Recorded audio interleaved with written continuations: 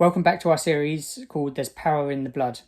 Yesterday we looked at blood as a cleansing agent, the idea of blood as a cleansing agent, and today we're going to look at the role of blood in our bodies and vaccination and the things that are linked to that. So you have to forgive me because I'm going to have to look at my notes for this bit. But blood provides our bodies with the ability to defend and fight all sorts of diseases, and it does it in this way. When a foreign invader attacks our bodies, various types of white blood cell jump right into action to destroy the invaders. The average white cell lives only for a few hours, but a select few can live for 60 to 70 years, and they check in that they're assigned lymph gland every few minutes. The lymph gland is where the body stores these white blood cells where they wait ready for action.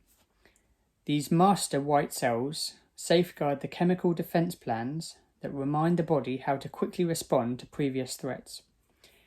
When a new invader attacks, a circulating lymphocyte cell will touch it, remember its shape, and rush to a nearest lymph gland, where this information is conveyed to thousands of other lymphocytes that then produce billions of antibodies.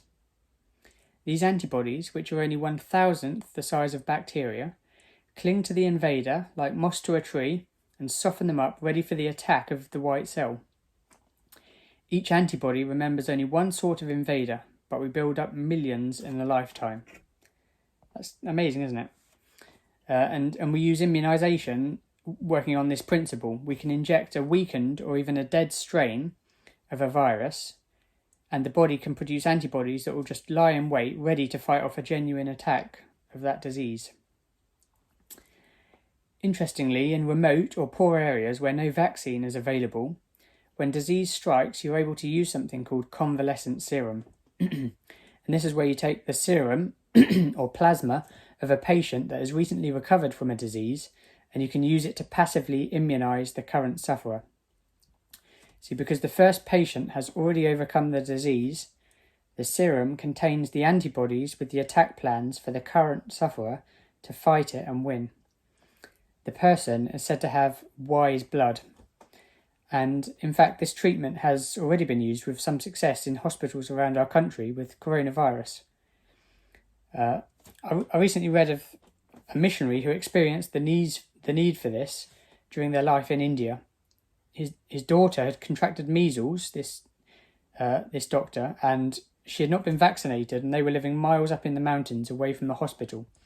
And they were able to use the serum of someone that had already contracted measles, overcome it, and had the appropriate defence plans against it. The daughter responded well to the treatment and survived.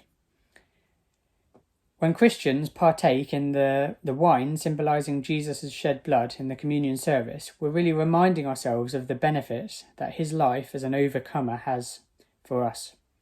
We're sharing in his wise blood, if you like, and we have the blueprints to overcome, therefore, in the same way that he was able to overcome. The Bible says that he was tempted and tested in many ways as we are, but he was able to overcome these things. He knows what it is to be in pain, to be persecuted, to be homeless, to be poor, to be lonely. He's overcome all these things, and ultimately he's even defeated death and has risen again. So we share in that same hope. John 16:33 says, "I have told you these things so that you may have peace. In this world you will have trouble, but take heart, I have overcome the world."